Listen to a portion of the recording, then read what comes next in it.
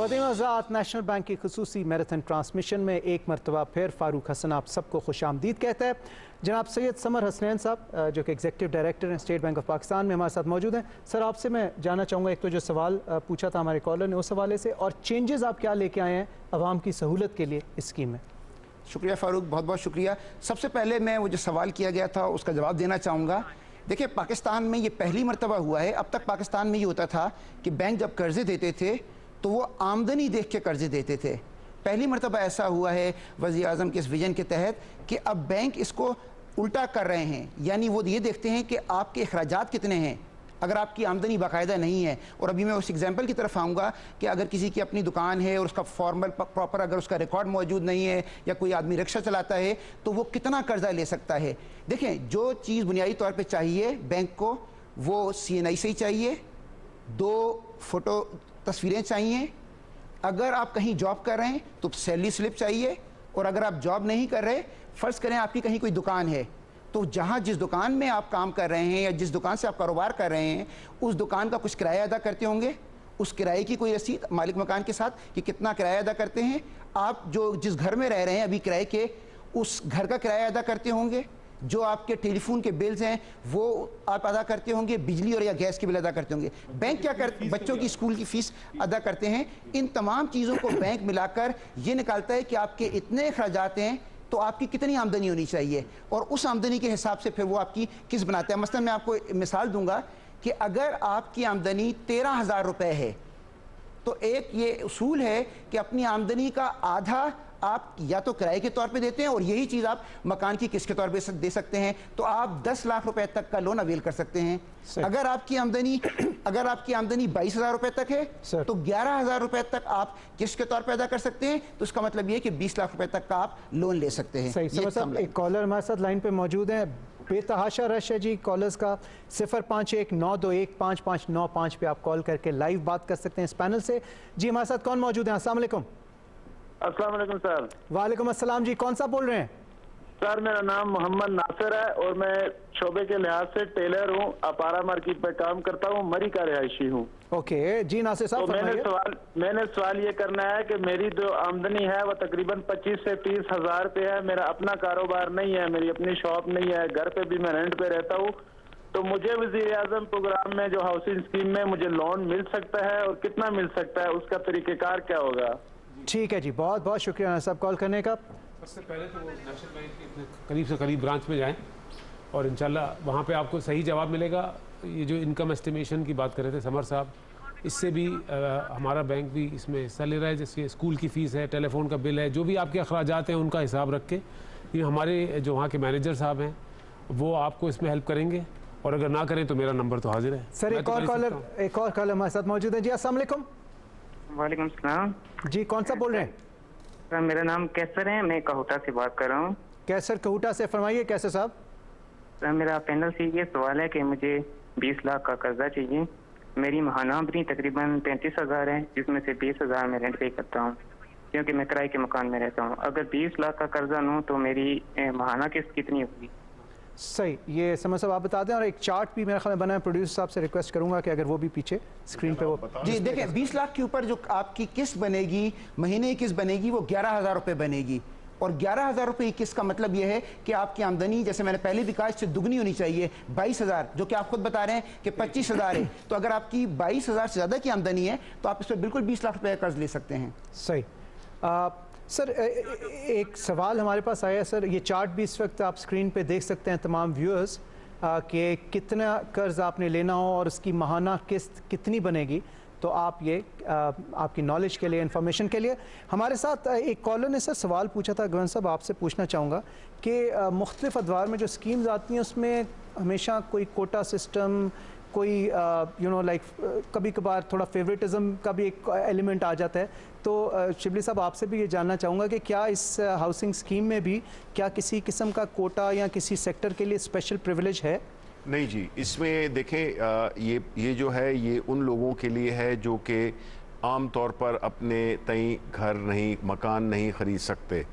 ये सिर्फ उन लोगों के लिए है और इसमें कोई, जिस तरह मैंने शुरू में कहा कि कोई तफरीक नहीं है, ये हर एक के लिए है और हर वो शख्स जो कि घर ख़रीदना चाहता है, बिकॉज़ प्राइम मिनिस्टर साहब का यही विज़न है कि उन लोगों को के लिए सहूलत मुहैया की जाए जो कि अपने तई मकान नहीं ख़रीद सकते, लेकिन वो जो, और ख़ास तौर पे वो जो कि किराए के मकान पे रहते हैं, उनकी किस्त बजाय इसके कि वो सारी उम्र किराए देते में गुजर जाए, उससे वो 20 साल या 25 साल में वो उस घर के वही किस्त देते हुए उस घर के मालिक बन जाएं। तो ये हर आम पाकिस्तानी के लिए, ये हर आम पाकिस्तानी सर आप के इसे लिए। ट्रांसपेरेंसी कैसे गवर्नर साहब इस पे इंश्योर करते हैं कि ट्रांसपेरेंट? देखें, जिस तरह ने आपने कहा, इसमें कोई लिमिट नहीं है, जितना बैंक्स करेंगे कम है, क्योंकि हमारे यहाँ पे इतनी डिमांड है हाउसिंग की और अभी जो हाउसिंग फाइनेंस है वो इतना कम है, जैसा कि मैंने कहा हमारी मईशत के 1% से भी कम है, कि जितना बैंक्स करेंगे वो कम है। हमने बैंक्स पे टारगेट्स बनाए हुए हैं और कम से कम बैंक्स को उतना करना पड़ेगा।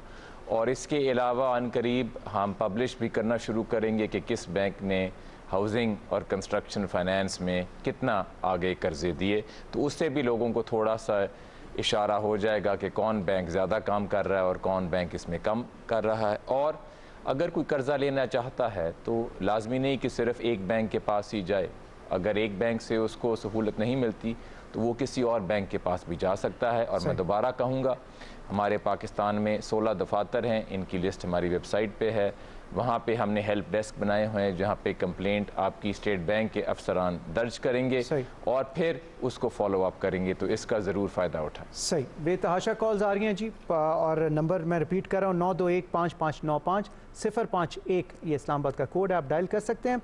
और गवर्नर साहब ने बताया ये बड़ी ट्रांसपेरेंट स्कीम है और हर पाकिस्तानी, हर शहरी इसमें अप्लाई कर सकता है, बालाए ताक रखते हुए कि वो काम बिजनेस कर रहा है या वो कहीं एम्प्लॉयड है, सैलरीड है, हर पाकिस्तानी एलिजिबल है। एक कॉलर हमारे साथ लाइन पे हैं जी, उनसे बात करेंगे। अस्सलाम वालेकुम। वालेकुम सलाम जी, कौन सा बात कर रहे हैं? जी, मेरा नाम अब्दुल बासित महफूज मुगल है, मेरा ताल्लुक गिलगित बल्तिस्तान के जिला दियामर इजलास से है सर। फरमाइए जी गिलगित से। यहाँ बैठे हुए पैनल से मेरा ये सवाल है, नया पाकिस्तान हाउसिंग स्कीम जो पाकिस्तान में शुरू होने जा रहा है, क्या इसका इतला गिलगित बल्तिस्तान पे भी होगा? अगर गिलगित बल्तिस्तान भी इसमें शामिल है तो ये कब से गिलगित बल्तिस्तान में शुरू कर रहे हैं और क्या तरीक़ार होगा सर? इस सवाल से थोड़ा बता दें। बहुत शुक्रिया कॉल करने का। आरिफ साहब आप जवाब दें। गिलगित बल्तिस्तान में हमारी 30 ब्रांचेस में ये अवेलेबल है फ़िलहाल, और ज़रूर गिलगित बल्तिस्तान के जिस इलाके से आपका ताल्लुक़ है अगर आप बताएं तो मैं वहाँ के ब्रांच मैनेजर से खुद कहूँगा कि आप अपना नंबर दें, मैं खुद फ़ोन करवाऊँगा। सर आज़ाद कश्मीर और गिलगित आज़ाद कश्मीर में भी है, बिल्कुल है, बलूचिस्तान में 50 ब्रांचेस में है। एक और कॉलर जगह है, एक और कॉलर हमारे साथ लाइन पे जी। अस्सलाम वालेकुम। वालेकुम अस्सलाम सर जी, कौन सा बात कर रहे हैं? कर रहा हूँ और अब्बास बात कर रहा हूँ। मेरी एक करियाने की शॉप है छोटी सी। जी जी। हमारा आमदनी 50 से 60 हजार है। मेरा मकान कच्चा है, 5 मरले का है। ओके, मैं ये चाहता हूँ कि मुझे तो कर्ज मिल जाए ताकि मैं घर बना सकूँ और मैं अपना घर का सर्कल भी चला सकूँ। तो मेरा कोई कर्जा मिल सकता है? बहुत शुक्रिया उन साहब आपके सवाल का। तमाम कॉलर्स से मैं रिक्वेस्ट करूंगा कि छोटे छोटे सवाल करें ताकि ज़्यादा से ज़्यादा लोग ज्वाइन कर सकें और बहुत से सवालात आपके पैनल डिस्कशन में आंसर भी हो जाएंगे। समझ साहब? जी, थैंक यू फारूक। देखें, आपके लिए तो बाकी और लोगों की निस्बत ये कर्जा हासिल करना बहुत ज़्यादा आसान है, क्योंकि आपके पास ऑलरेडी एक ज़मीन मौजूद है जिस पे एक कच्चा मकान बना हुआ है। तो इसका मतलब ये है कि ज़मीन का टाइटल आपके पास मौजूद है, तो बैंक की आधी मुश्किलात जो लीगल डॉक्यूमेंट्स की होती है वो तो यहीं हल हो गई। तो आप नहायत आसानी के साथ कर्जा लेकर इस ज़मीन के ऊपर और आप अपना पक्का मकान तैयार कर सकते हैं। सही, बहुत शुक्रिया। आई थिंक ये इनके सवाल का जवाब भी आ गया। सर, एक और अहम सवाल जो सैयद जुनैद अब्दुल्ला साहब हैं लाहौर से, इन्होंने किया, ये जानना चाह रहे हैं कि क्या ये शरिया के असूलों के ऐन मुताबिक है ये स्कीम? गवर्नर साहब, आप इस पर अगर कुछ रोशनी। जी बिल्कुल, आप बैंकों से जाके शरिया के असूलों के मुताबिक भी कर्जे ले सकते हैं और इसमें बैंक्स आपको फैसिलिटेट करेंगे। काफ़ी सारे बैंक्स मसलन मीज़ान बैंक, एक दो और बैंक खासकर शरिया कंप्लाइंट कर्जे ही फराहम करते हैं। सही। लेकिन इसमें ये भी कह दें कि ये सिर्फ जो कि गैर मुस्लिम हैं उनके लिए भी ये फैसिलिटी अवेलेबल है। तमाम पाकिस्तानी शहरियों के लिए, तमाम पाकिस्तानी शहरियों के लिए ये फैसिलिटी जो है ये अवेलेबल है। इस पर वो अवेल कर सकते हैं। आप लोग लाइव कॉल करके ज्वाइन कर सकते हैं इस टेलीथॉन को। 051 92155595 हमारा नंबर है। यहाँ पे बहुत ही अहम शख्सियात मौजूद हैं जो आपके सवालात का डायरेक्ट जवाब देंगे। जैसा कि गवर्नर स्टेट बैंक ने बताया कि बहुत सी इन्फॉर्मेशन अगर आपकी एक्सेस है वेबसाइट पे तो स्टेट बैंक की वेबसाइट पे मौजूद है कि आपने शिकायत, अगर आपको कोऑपरेशन नहीं मिल रही बैंक से तो आप कहाँ पे शिकायत का अंदराज कर सकते हैं, और यकीनन स्टेट बैंक का अमला जो है वो आपको वापस आके बताएगा कि आपने किस तरह से इस मसले का हल करना है। सर, आपसे अनवर अली हैदर साहब, आपसे जानना चाहूँगा कि और मेजर कौन से प्रोजेक्ट्स हैं जिस पे हाउसिंग के, जिस पे हुकूमत पाकिस्तान और आपकी अथॉरिटी काम कर रही है? जी शुक्रिया। जैसा मैं पहले जिक्र कर रहा था कि हुकूमत ने जितनी मराहत दी हैं और जितनी इस्लाहात हुई हैं निज़ाम में, उसके बाद अब ना सिर्फ तमाम अथॉरिटीज़ जिनके मैं मनसूबों का जिक्र करना चाहूँगा, प्राइवेट सेक्टर का इसमें बहुत दिलचस्पी बढ़ गई है। इस वक्त हमारे पास प्राइवेट सेक्टर से 70 से ज़्यादा प्रपोज़ल आए हुए हैं, जिनमें से 45 प्रपोज़ल हमने इब्तदाई तौर पे शॉर्टलिस्ट कर लिए हैं, जिनके तहत 73,000 घरों का कम लागत घरों पे इनकी तामीर का आगाज़ अगले इंशाल्लाह 2 महीनों में हो जाएगा। और उसके साथ साथ एक जिस तरह प्राइवेट सेक्टर का पहले हमारे पास प्रपोज़ल आया हुआ था, उस पर काम शुरू हो गया, बहुत तेज़ी से काम जारी है। इस्लामाबाद जोन 5 में उस 3,800 घरों पे उसका पहला फ़ेज़ इसी साल अक्टूबर में डिलीवर हो जाएगा लोगों तक। इसके साथ साथ मिनिस्ट्री ऑफ हाउसिंग के तहत 18,400 घरों पे इस वक्त पूरे पाकिस्तान में इंतहाई तेज़ी से काम जारी है, और इनमें 3,300 घर इसी साल की आखिरी सहमाही में लोगों को डिलीवर कर दिए जाएंगे। कुछ बड़े मंसूबे जो आने वाले हैं, पंजाब में 10,000 घरों का एक मंसूबा, इसको हमने पेरी अर्बन मंसूबे का नाम दिया है। तमाम ज़िलों में, पंजाब के 20 ज़िलों में इसका आगाज़ होगा और बाद में इसको बढ़ा के तमाम तहसीलों तक लेकर जाया जाएगा। पहले फ़ेज़ में इसमें 10,000 घर हैं, इंतहाई सस्ते घर। इस्लामाबाद में एक 4,400 घरों का मंसूबा सीडी और नेफ्डा के साथ मिल के फराश टाउन में शुरू होने जा रहा है, अगले माह उसका इफ्तिताह होगा। लाहौर में LDA सिटी का 4,000 का मंसूबा, 4,000 फ्लैट्स का मंसूबा, अगले माह के शुरू में उसका इफ्तिताह होगा। इसी तरह KP गवर्नमेंट ने एक मंसूबा नौशेरा में 1,300 घरों का अगले माह के शुरू में ही उसका इफ्तिताह होगा। बलूचिस्तान में 2 मंसूबे 3,000 घरों के, उनका इफ्तिताह मई के शुरू में होगा। इस्लामाबाद में एक मंसूबा संगजानी के मकाम में 2,500 घरों का नेफ्डा का मंसूबा, उसका इफ्तिताह मई के शुरू में होगा। और साथ में ये भी जिक्र करना चाहूँगा अखुवत को, जिसको हुकूमत ने 5 अरब रुपए दिए थे, फाउंडेशन की बात करें, अखुवत फाउंडेशन को इंटरेस्ट फ्री लोन दिया था, उनके ज़रिए 8,600 घर मुकम्मल हो चुके हैं और उसमें 70% लोग घरों में शिफ्ट भी कर चुके हैं। सो बहुत बड़े पैमाने पे अब इस पे काम शुरू हो चुका है और अब आप देखेंगे कि इसकी साथ साथ डिलीवरी भी शुरू हो जाएगी, लोगों को घर मिलना भी शुरू हो जाएंगे। आपने वर्कर्स वेलफेयर फंड में आपने पिछले देखा हफ्ते प्राइम मिनिस्टर ने 1,500 घरों का तकसीम का आगाज़ किया। उनके 2 मंसूबे 3,000 घरों के अगले महीने दोबारा आप देखेंगे कि लोगों को डिलीवर किए जाएंगे और ये वर्कर्स को मालिकाना हुकूक के साथ मिल्कियत की बुनियाद पर दिए जाएंगे। तो यानी खाली बात की हद तक ये बात नहीं है, बल्कि अमली जामा भी इसे पहनना शुरू कर दिया इसने। और वो ख़ास तौर पे वो लोग जो कि कहते थे कि कहाँ है वो मकान, कहाँ पे है एक ईंट, तो वो उनको बताने के लिए कि देखें ये पाकिस्तान में कभी पहले ऐसे जो कम आमदनी वाले लोग हैं उनके लिए कभी सोचा ही नहीं गया। सही। ये पहली दफ़ा है कि एक ऐसा मंसूबा तैयार किया गया है जिसमें कि हर पाकिस्तानी जो कि एक कम आमदनी से ताल्लुक़ रखता है उसको ये फैसिलिटी दी गई है, सहूलत दी गई है कि वो अपने लिए घर ख़रीद सके। और अभी जिस तरह के हैदर साहब ने बताया कि पिछले 2 हफ्ते पहले प्राइम मिनिस्टर साहब ने खुद 1,100 के करीब फ्लैट्स और घर जो है तो वो डिस्ट्रीब्यूट भी किए हैं। ये उस नए पाकिस्तान का वो जो अमली एक मज़ाहिरा है वो हमें अब देखने को मिल रहा है। सही। और मैं दोहराना चाहूँगा कि अगर ये गवर्नमेंट की तरफ से स्कीम ना आई होती तो मिसाल के तौर पे अगर आपने 10 लाख का कर्जा लिया होता तो आपकी माहवाना किस्त 11,000 होती। सही। लेकिन इस स्कीम की वजह से वही किस्त 11,000 के बजाय 6,600 की हो जाती है। तो ये पाकिस्तान का ये एक मौका है जो हमारी तारीख में कभी नहीं आया कि एक आम आदमी के लिए सस्ते और आसान शराइत पे उसको कर्ज़ा मिले। और मैं दोहराना चाहूँगा कि स्टेट बैंक में इसका ये किरदार होगा कि बैंक्स को आगे लेके चलें और जो रुकावटें आएँ लोगों के सामने उसको हम रास्ते से हटाएं। इसीलिए हमारे 16 जो दफातर हैं पाकिस्तान में, वहाँ पे हेल्प डेस्क बने हुए हैं। आप जाएं वहाँ, अगर आपको कंप्लेन है तो कंप्लेंट को दर्ज करें। सही। मैं आप कुछ कहना चाहेंगे फ्रेंड साहब? नहीं, मैं खुद गवर्नर साहब की बात को आई थिंक इसमें अहम बात जो कि गवर्नर साहब ने की है कि जिसमें कि अगर आप ये सहूलत ना होती तो इसकी किस्त क्या बनती। तो ये जो असल किस्त जो इस वक्त बन रही है और जिसका जिक्र गवर्नर साहब कर रहे हैं, इसका जो ये फ़र्क है ये हुकूमत पाकिस्तान अदा कर रही है। सही सही, ज़बरदस्त। जो मैं समझ सका हूँ जी, हर शहरी, पाकिस्तानी शहरी के लिए ये स्कीम एप्लीकेबल है।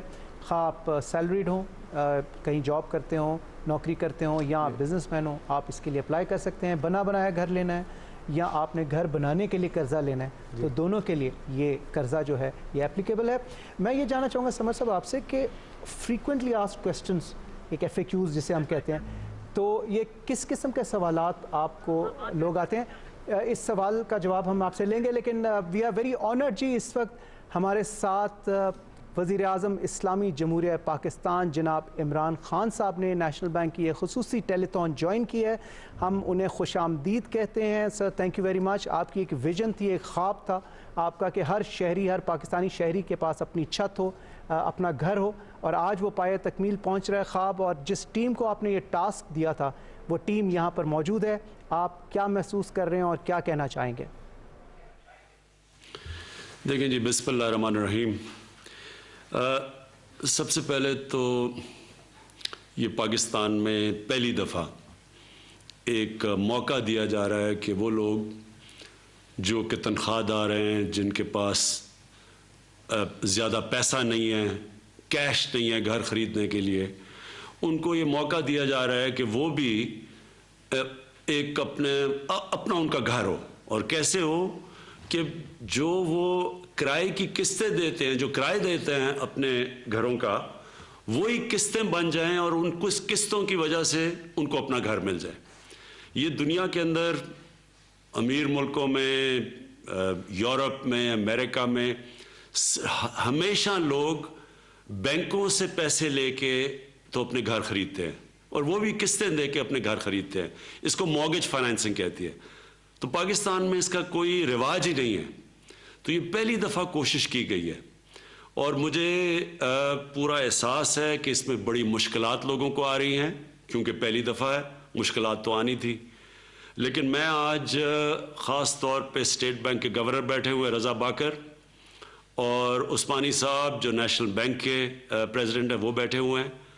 मैं आपको आज ताकीद करना चाहता हूँ कि आपको अपने उस्मानी साहब, आपको नेशनल बैंक की ब्रांचेस में बताना पड़ेगा, और रज़ा बाकर आपको सारे बैंक्स के हेड्स को बताना पड़ेगा कि ये हमारे लिए इंतहाई ज़रूरी है कि बैंक्स आसानियाँ पैदा करें लोगों के लिए जो कि बैंकों से कर्जा लाना चाहते हैं अपने घर बनाने के लिए। आपको पूरी कोशिश करनी चाहिए कि उनके लिए पूरी सहूलतें पैदा करें, क्योंकि ये कॉन्सेप्ट है ही नहीं, क्योंकि पहले लोगों ने कभी किसी ने किया ही नहीं है। तो बैंक के लोगों को जो अमला है बैंक का, उसको भी प्रैक्टिस नहीं है। और मैं जो सुन रहा था, लोगों को बड़ी मुश्किलात आ रही हैं, तो इसके ऊपर आपको पूरा जोर लगाना पड़ेगा। ये क्यों इंपॉर्टेंट है? सबसे बड़ी चीज़ ये कि लोगों को पहली दफ़ा मौका मिल रहा है, जो कि कभी जिनके पास कैश नहीं था घर खरीदने का, उनको मौका मिल रहा है कि उनका भी अपना घर हो। लेकिन उससे भी उतनी जो ज़्यादा इम्पोर्टेंट चीज़ ये है कि इससे एक दफ़ा हमारे मुल्क में लोगों ने घर बनाने शुरू कर दिए, और अपने घरों के लिए उनको पैसा मिलना शुरू हो गया और उनके घर बनने शुरू हो गए। तो जो कंस्ट्रक्शन इंडस्ट्री है उसके साथ 30 और इंडस्ट्रीज जुड़ी हुई हैं। तो इसका मतलब ये कि सारे मुल्क के अंदर एक इनकलाब आ जाएगा, एक पूरी जिसको वेल्थ क्रिएशन कहते हैं, मुल्क की दौलत के अंदर इजाफा होना शुरू हो जाएगा, लोगों को रोजगार मिलना शुरू हो जाएगा, नौजवानों के लिए रोजगार के मौके बढ़ जाएंगे, कंस्ट्रक्शन की बूम आ सकती है। तो ये सिर्फ यही नहीं है कि लोगों को अपनी छत मिलेगी, इससे सारी पाकिस्तान की जो जो माइशत है वो सारी माइशत को ऊपर उठा देगा। सारी दुनिया के अंदर जो कंस्ट्रक्शन इंडस्ट्री है वो सारी माइशत को उठाती है, जिससे जो वेल्थ क्रिएशन होती है। और ये तीसरी चीज़ ये कि क्योंकि हमारे मुल्क के ऊपर कर्जे चढ़े हुए हैं, हमें वेल्थ क्रिएशन यानी हमें दौलत के अंदर इजाफा चाहिए। जब दौलत में इजाफा होगा तो हमारे पास पैसा होगा कर्जे वापस करने का। तो हर तरह ये इस मुल्क के फ्यूचर के लिए ये सबसे इंपॉर्टेंट प्रोजेक्ट है, ये जिसके ऊपर ये जो हमने 1 साल से कोशिश कर रहे हैं और हर किस्म की रुकावटें दूर कर रहे हैं। तो मैं आखिर में फिर से ताकीद करूँगा आपसे, रज़ा बाकर आपसे, और दूसरा उस्मानी साहब आपसे, नेशनल बैंक, क्योंकि नेशनल बैंक पाकिस्तान का प्रीमियर बैंक है और आपका सबसे इम्पॉर्टेंट चीज़ होनी चाहिए कि लोगों को भी मौका मिले घर बनाने का और फिर बिजनेस एक्टिविटी भी चले। तो आपको इसके लिए अपने सारे अमला को, स्टाफ को तैयार करना पड़ेगा। सही। पीएम साहब, आपसे एक सवाल पूछना चाहूँगा कि जो मेरे ख्याल में शायद राब्ता हमारा मुनक़ता हो गया, बट वज़ीर-ए-आज़म इस्लामी जमहूरियत पाकिस्तान जनाब इमरान खान साहब ने बहुत अच्छी बात की। अच्छा सर, लाइन पे हैं सर, मैं आपसे सवाल ये पूछना चाहूँगा कि जो स्पेशली एबल्ड लोग हैं उनके लिए हुकूमत पाकिस्तान की कोई स्पेशल स्कीम है जिससे वो मुस्तफ़ीद हो सकें? जी, इसी में हमारी पूरी कोशिश है कि जो बेवा हैं उनके लिए उनको प्रेफरेंस दी जाए।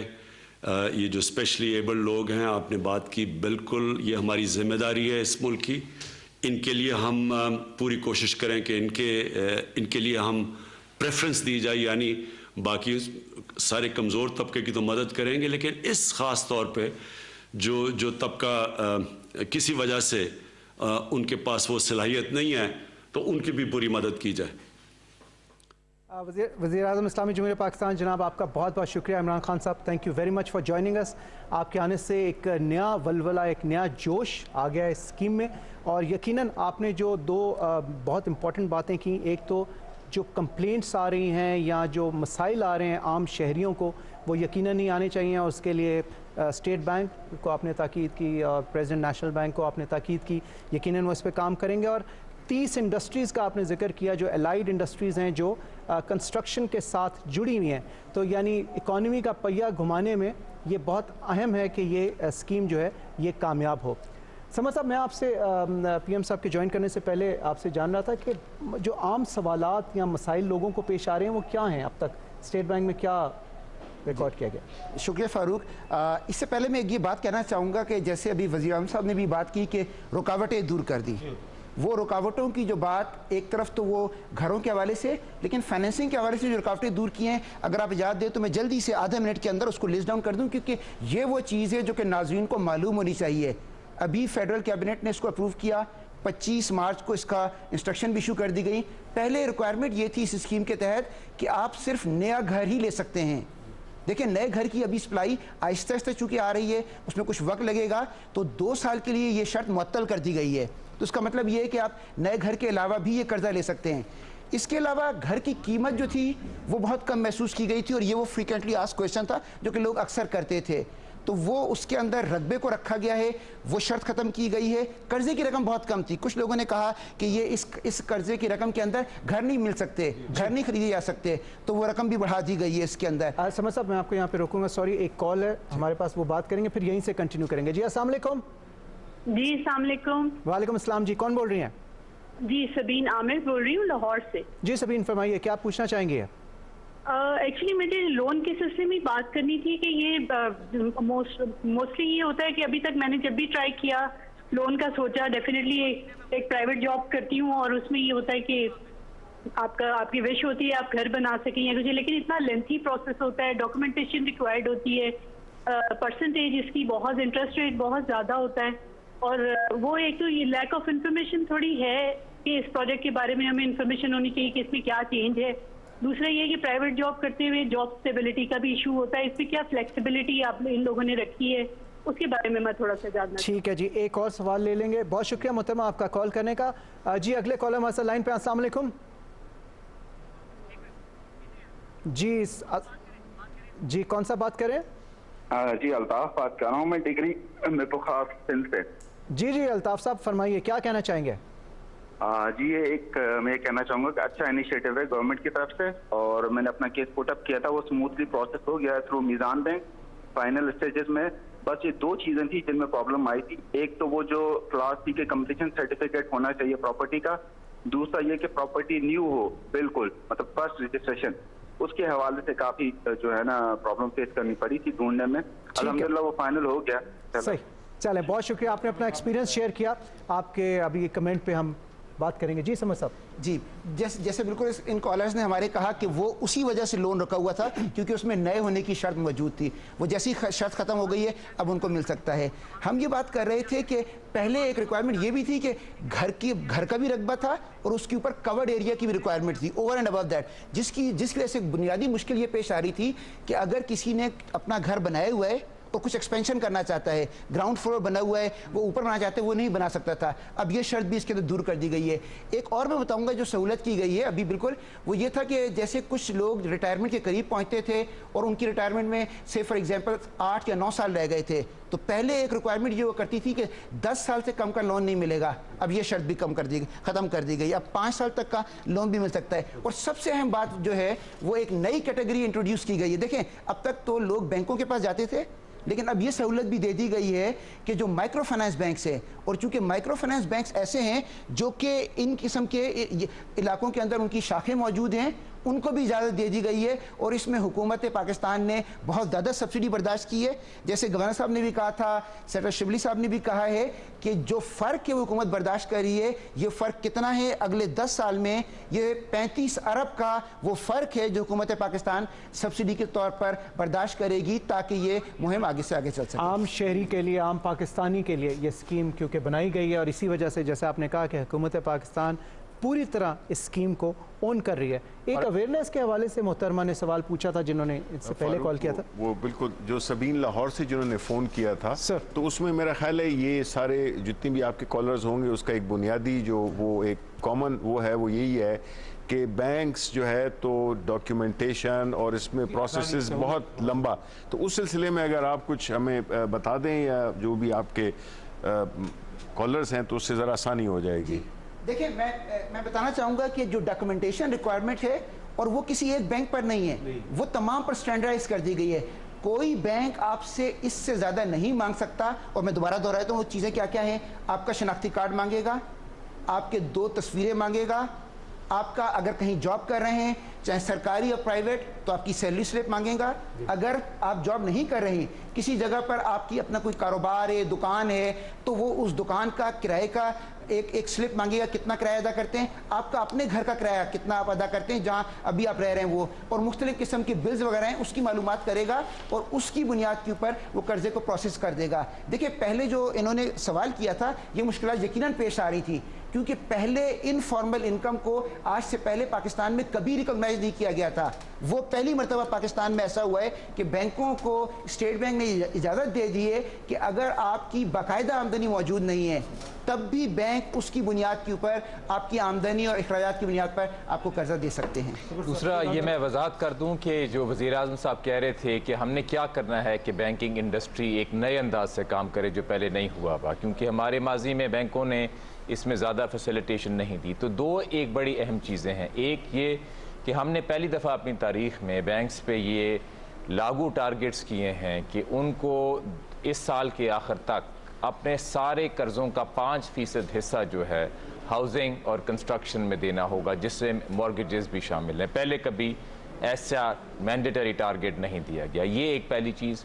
दूसरी चीज़, 5 महीने में जो 42 अरब का कर्जा में इजाफा हुआ है हाउसिंग और कंस्ट्रक्शन में, इस दौरान कभी हमारी तारीख़ में इस रफ्तार से कर्जा नहीं बढ़ा। और आज जो बिल्डर है और जो कंस्ट्रक्टर है उसको आसानी से कर्जे मिल रहे हैं नए घर बनाने का। और इंशाल्लाह इन सहूलियात से जो अब गवर्नमेंट ने की हैं, मॉर्गेजेस में भी वो आसानी आएगी। और जैसा कि हमने कहा कि स्टेट बैंक के ये 16 जो दफातर हैं ये कंप्लेंट्स लेने के लिए आपका इंतज़ार कर।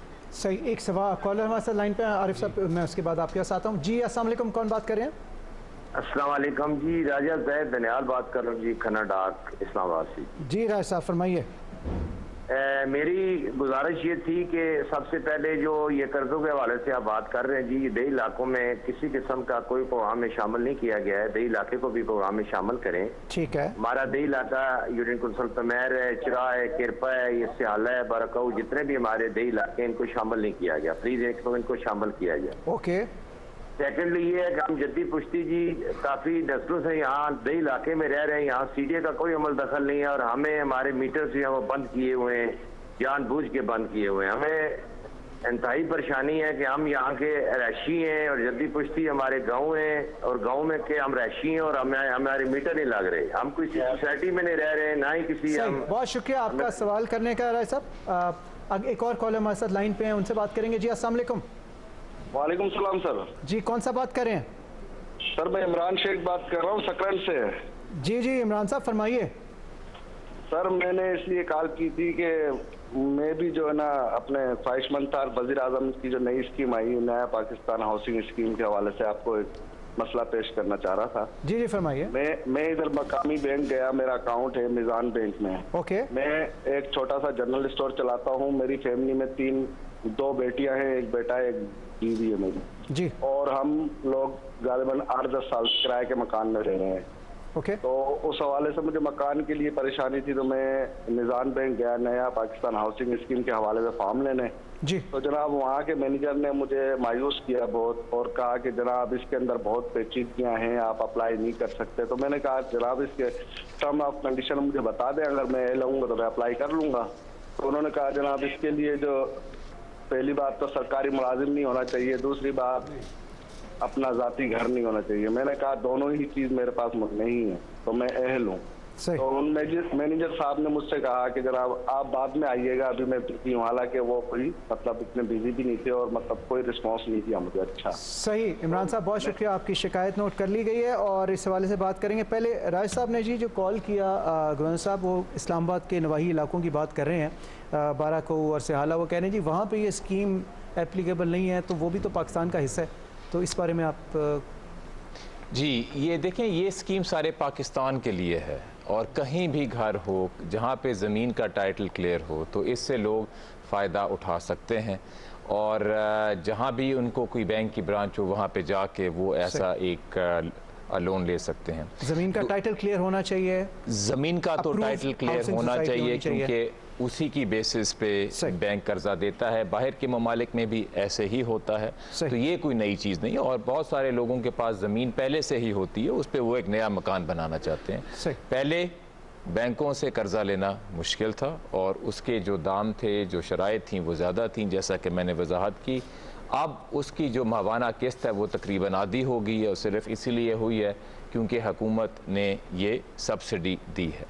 इसके साथ जो मेरा ख्याल है सक्कर से सवाल था, इमरान शेख साहब ने सवाल किया था कि जी सरकारी मुलाजिम होना चाहिए जी, अगर आपको लोन चाहिए। इसमें ये शर्त बिल्कुल नहीं है कि सरकारी मुलाजिम होना चाहिए और मैं उनको कहूँगा कि सक्कर में हमारा स्टेट बैंक का BSc का दफ्तर है, वहाँ पे जाके अपनी कंप्लेंट लिखवाएं। वहाँ का नंबर है 0300 5133 781 0300-5133-781। वहाँ पे जाके जो हमारे चीफ मैनेजर साहब हैं, एक हेल्प डेस्क इसीलिए मौजूद है कि इन कंप्लेंट्स को दूर किया जाए।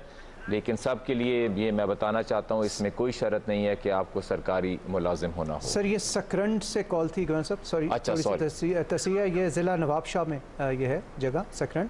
तो आई एम श्योर ये वेबसाइट पे अवेलेबल होगा कि नवाबशाह में अगर आपको कोई मसला आ रहा है तो कहाँ कंप्लेंट कैसे। आरिफ साहब आप कुछ कहना चाह रहे थे, ऐड करना चाह रहे थे? ये मैं कह रहा था सबसे ज़्यादा ज़रूरी है ये कि हम इसको सिंप्लीफाई और करते जाएँ और एप्लीकेशन को स्टैंडर्डाइज करते जाएँ, जो समर साहब भी कह रहे थे।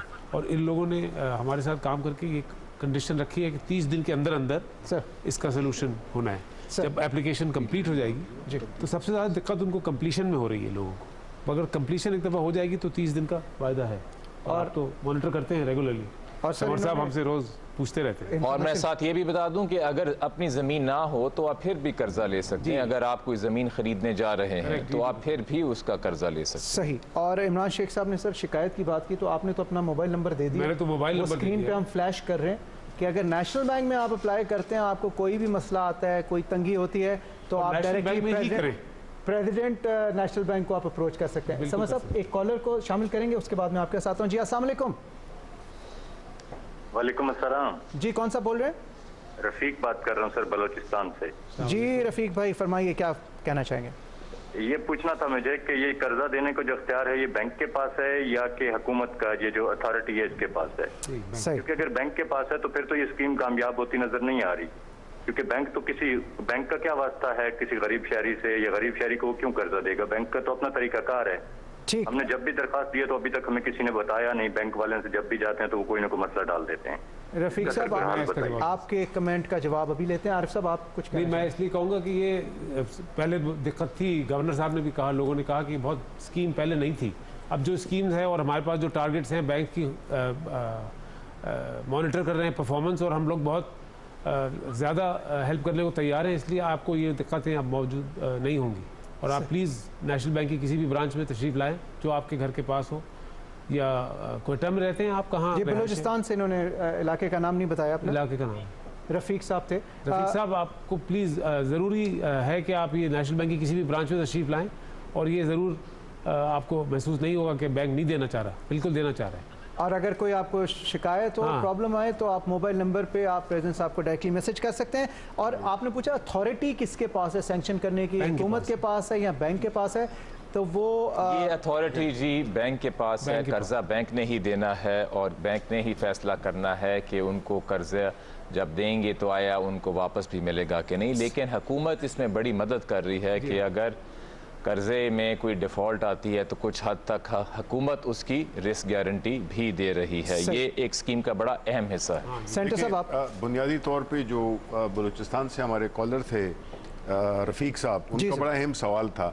इसमें बात यह है कि जो हुकूमत का काम है या था वो ये था कि उन्होंने एक लीगल फ्रेमवर्क तैयार किया है जिसके अंदर स्टेट बैंक और बैंक्स वो इस पर्टिकुलर इस हाउसिंग के इशू को रिजॉल्व करने के लिए एक ऐसा प्रोडक्ट तश्कील दें जिसकी कि जो कॉस्ट है वो ऐसी हो कि जिसमें कि हर गरीब आदमी भी उसको अदा कर सके वो किस्त उसकी। अब ये जो है तो चूँकि एक नया प्रोडक्ट है, जिस तरह प्राइम मिनिस्टर साहब ने अभी खुद भी कहा, इसलिए ये एक फ़र्ज़ हो गया है ये बैंक्स का।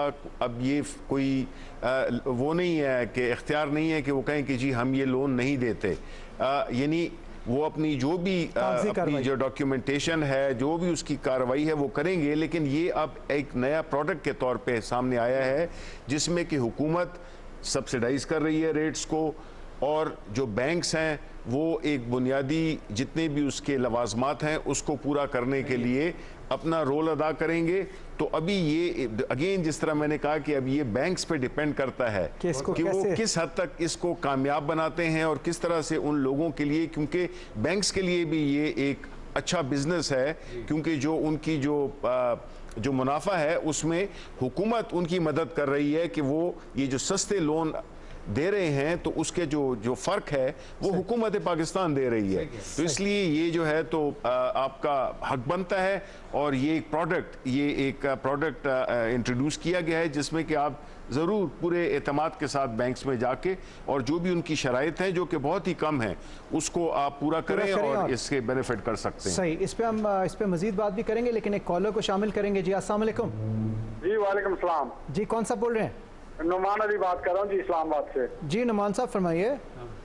मेरी पहले तो रिक्वेस्ट है जी, 3 साहब बैठे हुए हैं सामने, इनमें से कोई एक जाके जरा किसी भी बैंक से जो है ना इंफॉर्मेशन जरा गैदर कर लें, क्योंकि इंफॉर्मेशन पूरी नहीं मिल रही है, तसल्ली बख्श नहीं है। पहली चीज तो ये होगी। दूसरी चीज ये है कि काफी सारे लोग कॉल्स मिला रहे हैं लेकिन मिल नहीं रही उनकी, तो उनके बिहाफ पे भी मैं 4-5 क्वेश्चंस करना चाहता हूँ। 4-5 क्वेश्चन? चलिए जल्दी करेंगे आप। जी सबसे पहला क्वेश्चन तो ये है कि हमारी जो पे है वो बिटवीन 60,000 to 90,000 है। कोई जॉब करता है, कोई बिजनेस करता है, तो उनको मिल सकता है। दूसरी चीज ये है कि हमारे जो प्लॉट्स हैं वो इस्लामाबाद के सेक्टर से थोड़ा सा साइड पे है, जिनकी वैल्यू है 40 to 60 लाख। क्या उस पे लोन मिल सकता है? क्योंकि अगर 1 करोड़ से कम होगा लोन तो फिर तो वो घर नहीं बन सकता, उसका क्या फायदा।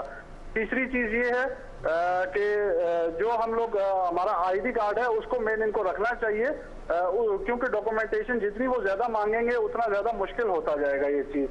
फोर्थ चीज ये है कि जो कुछ एरिया इस तरह हैं जिसमें हम नीचे शॉप्स बना सकते हैं, ऊपर रेजिडेंशियल बन सकता है उस पे।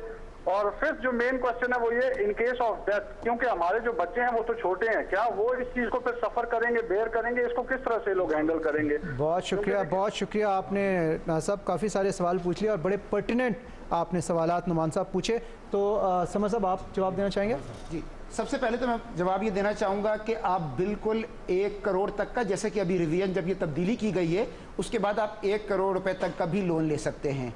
और उसकी अगर हम इंस्टॉलमेंट देखें तो उसकी इंस्टॉलमेंट तकरीबन जो महीने की बन रही होती है वो 77,000 रुपये बन रही होती है, जो कि अगर ये स्कीम ना होती तो 1 लाख से भी ऊपर थी, तकरीबन 1.25 लाख के करीब थी। तो अगर 77,000 रुपये की इंस्टॉलमेंट बनती है तो उसका मतलब ये है कि फिर आपकी आमदनी इसकी दुगनी होनी चाहिए, यानी आपकी आमदनी तकरीबन 1.5 लाख रुपए के करीब होनी चाहिए। लेकिन अगर आपकी तनख्वाह 1 लाख रुपए है तो फिर आप उतना कर्जा ले सकते हैं जिसकी इंस्टॉलमेंट 50,000 तक बन सके।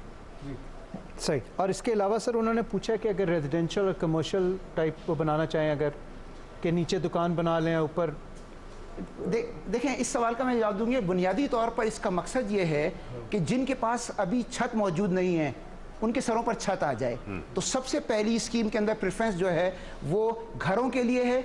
जब एक दफ़ा ये कामयाब हो जाएगी उसके बाद की फिर बाद के स्टेजेस के अंदर ये दिखाया जाता है, लेकिन बुनियादी मकसद जिसके सर पे छत नहीं है उसको सर पे छत मिलनी चाहिए। और इन केस के अगर नागहानी मौत हो जाए एप्लीकेंट की, अगर वफात हो जाए उसकी, तो उस सिलसिले में जी देखें, नागहानी जो खुदा ना खास्ता अगर इंतकाल हो जाता है बोरोर का, तो तमाम बैंक जब ये लोन देते हैं तो वो इसको इंश्योर करते हैं, उसकी इंश्योरेंस ली जाती है। और इस्लामिक बैंक जो है वो तकाफुल करते हैं उसके अंदर, जिसकी सूरत के अंदर फिर वो कर्जा उसको नहीं अदा करना पड़ता बल्कि वो इंश्योरेंस से रिकवर हो जाता है। सही। एक और कॉलर हमारे साथ मौजूद है, उनको भी हम शामिल करेंगे। जी अस्सलाम वालेकुम। वालेकुम अस्सलाम। जी प्रोफेसर उमर इस्माइल मुल्तान से। जी मैम फरमाइए। जी, मेरा सवाल ये था कि ये जो कर्जों की बात हुई है पाकिस्तान में घर हाउसिंग स्कीम के लिए, तो इसकी जो रिस्ट्रिक्शंस हैं, जो रूल्स रेगुलेशंस हैं, उसके मुताबिक तो किसी गरीब तबके के लिए, गरीब बंदे के लिए ये कर्जा अवेल करना बहुत मुश्किल है।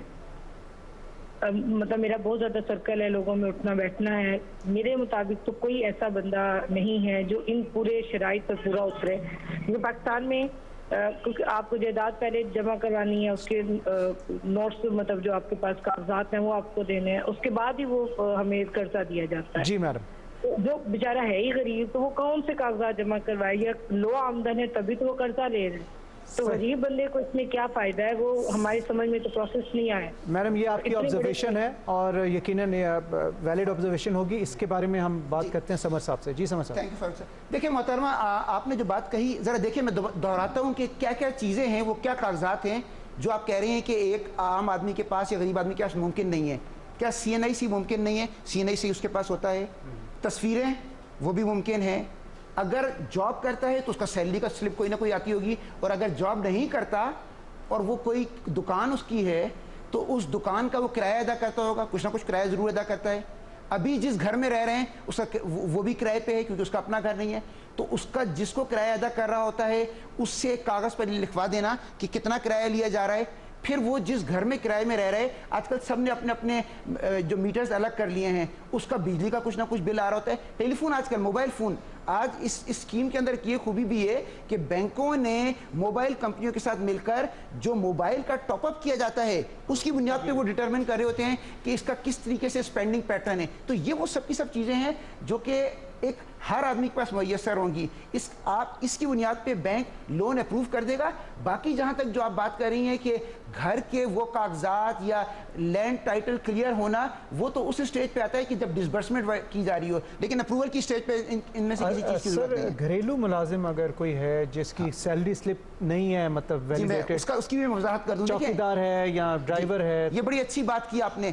इस सिलसिले में देखिए स्टेट बैंक ने एक और सहूलत दी है, वो ये कि आप जिसके पास मुलाजिम हैं, अगर वो एक आम कागज़ पर एक थर्ड पार्टी गारंटी कहते हैं इसे, ये लिख दे कि मैं जानता हूँ इस शख्सियत को, ये मेरे पास इतने अरसे से मुलाजिम है और ये इतने इसको हम इतनी तनख्वाह देते हैं जो कि 10,000, 20,000 या 25,000 है। अगर ये देते हैं तो उसकी बुनियाद पर स्टेट बैंक ने पहली मरतबा बैंकों को ये अलाउ किया है कि इस थर्ड पार्टी गारंटी की बुनियाद पर भी कम से कम पहले 1 साल तक के लिए, जब तक कि वो घर तामीर हो रहा है या उसके टाइटल क्लियर हो जाएंगे, उस वक्त तक के लिए उसको लोन वो उस पर दे सकते हैं। और जो ये गारंटी दे रहे हैं उसकी सर लायबिलिटी इसमें क्या होगी? इसकी फुली गारंटीड होगा या एक लेटर ऑफ कंफर्ट है? देखिए, ये लेटर ऑफ कंफर्ट है, ये बैंक गारंटी नहीं है सर, क्योंकि अगर बैंक गारंटी होगी तो फिर तो बहुत महंगी हो जाएगी ये। सही। सेंटर साहब, आप कुछ इसमें ऐड करना चाह रहे थे? जो उन्होंने कहा, एक परसेप्शन अवाम में ऑब्वियसली होती है जब भी कोई स्कीम आती है, तो मोहतरमा का ख्याल था जो मुल्तान से बात करनी थी। जी देखिए, इसमें बुनियादी चीज़ है जिस तरह के ये कहा गया है कि प्राइम मिनिस्टर साहब ने भी कहा अभी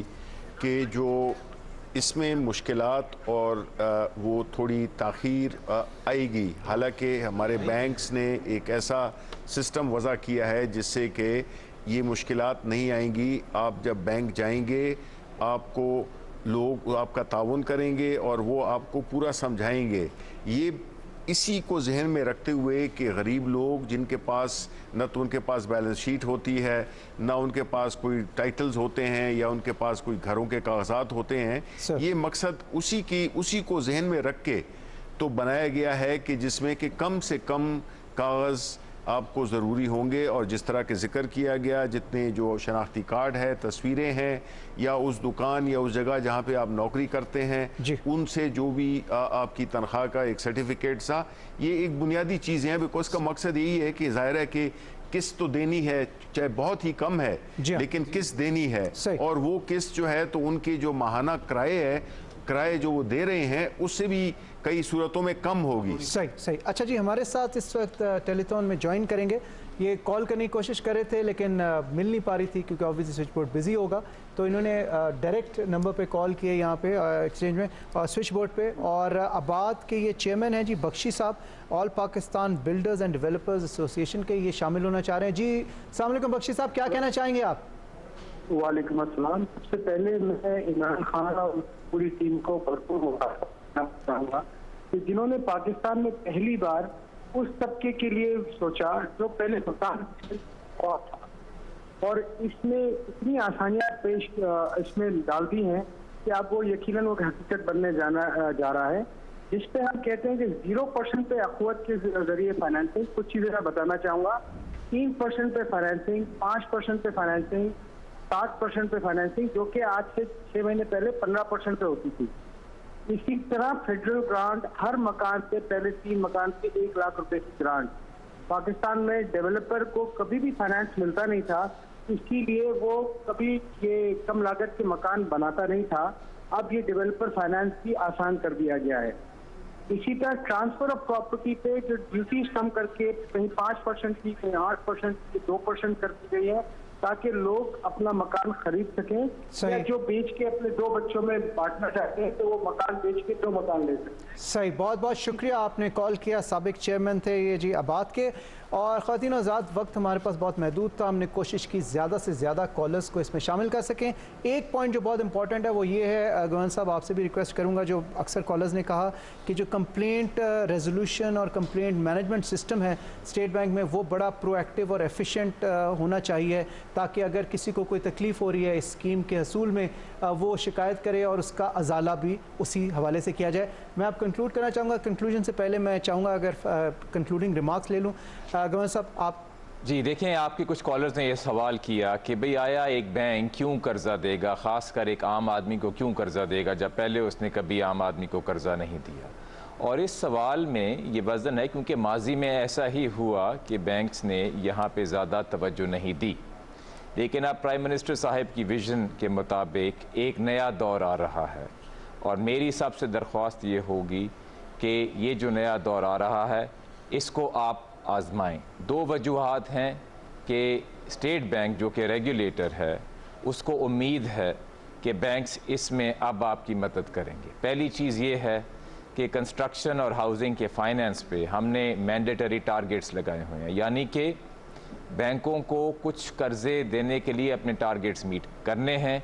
इसीलिए अब प्रेसिडेंट आबाद ने जिस तरह कहा कि अब उनके बिल्डर्स को कर्जे मिल रहे हैं, इसी तरह हम बैंक्स को मॉनिटर कर रहे हैं कि ये जो आसान शराइत पे छोटे तबके के लोगों के लिए कर्जे देने हैं। इसमें बैंक्स क्या परफॉर्मेंस दिखा रहे हैं और इन टारगेट्स को हम लागू करेंगे। और इसका सबूत ये है कि पहले कभी हमारी तारीख में 5 महीने में 42 अरब का कर्जा नहीं बढ़ा हाउसिंग और कंस्ट्रक्शन को, वो बढ़ा है।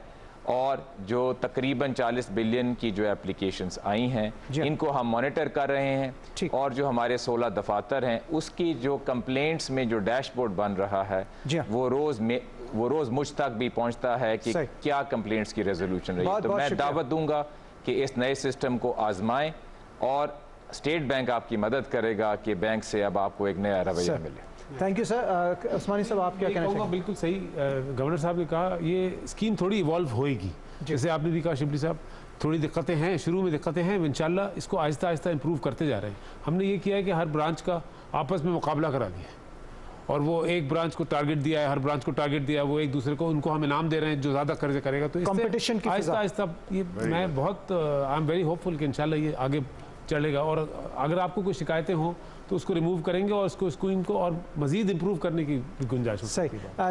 जनाब अनवर अली हैदर साहब, सर आप क्या कहना चाहेंगे? जी मैं यही कहना चाहूँगा जो आरिफ उस्मानी साहब ने भी कहा और गवर्नर साहब ने कहा कि ये इंशाल्लाह ये आगे चल के स्कीम ये भी चलेगी और पाकिस्तान में घरों की फराहमी भी बड़ी तादाद में कम लागत घरों की फराहमी होगी। इसमें इसलिए मुझे कोई शक नहीं है कि जितनी इस्लाहात और मराहत दे दी गई हैं और हुकूमत की जानिब से आज भी जिस तरह से कहा गया, बैंक्स ये लोन ज़रूर दे रहे हैं, सारी सब्सिडी जो है वो हुकूमत की तरफ से आ रही है। 35 अरब रुपए लोन्स के लिए, पहले घर के लिए 3 लाख रुपए, पहले 1 लाख घरों के लिए 30 अरब रुपए की वो सब्सिडी, उसके अलावा भी बेइंतहा इसमें टैक्सों में कमी। तो अब कोई वजह नहीं है, इंशाअल्लाह ये घर बनेंगे, ये स्कीम भी चलेगी और घर भी बनेंगे। Thank you sir. Senator Shibli Faraz sahab, sir thank you very much for joining. और मैं ख़ुसूसन दुआ तमाम पाकिस्तानियों की पहुँचाना चाहूँगा कि वज़ीर आज़म इमरान खान साहब की सेहत के हवाले से आप क्या कहना चाहेंगे कंक्लूजन? देखिए जी, मैं तो यही कहूँगा कि जो भी आपके कॉलर्स की बातें सुनी और अपने जो कॉलीग्स हैं उनकी बातें सुनी, मैं ये यकीन से कह सकता हूँ कि ये एक नेक नीयत पे मबनी एक बड़ी एक अच्छी सोच के साथ ये इस मकान के हुसूल को एक आसान तरीके से बनाने के लिए जो हुकूमत ने जो भी कोशिशें की हैं अपनी बैंकों की मदद से, इंशाल्लाह ये कामयाब भी होगा, क्योंकि एक फलाही प्रोजेक्ट है और एक मुस्बत प्रोजेक्ट है और ये मेरा ख्याल है कि एक गेम चेंजर साबित होगा ये प्रोग्राम। इंशाल्लाह जैसा आपने कहा शिबली साहब, इंशाल्लाह ताला ये गेम चेंजर होगा। ख़वातीन और ज़ात, इसके साथ ही नेशनल बैंक की ये टेलीथॉन इसका वक्त ख़त्म हुआ चाह रहा है। घर बनाने का इससे नादिर मौका फिर कभी नहीं मिलेगा। हर पाकिस्तानी के लिए ये एक बहुत ही अच्छा मौका है। प्लीज़ इसे अवेल करें, इस स्कीम को कामयाब बनाएं। बहुत बहुत शुक्रिया। फ़ारूक हसन को दें इजाज़त। अल्लाह हाफ़िज़।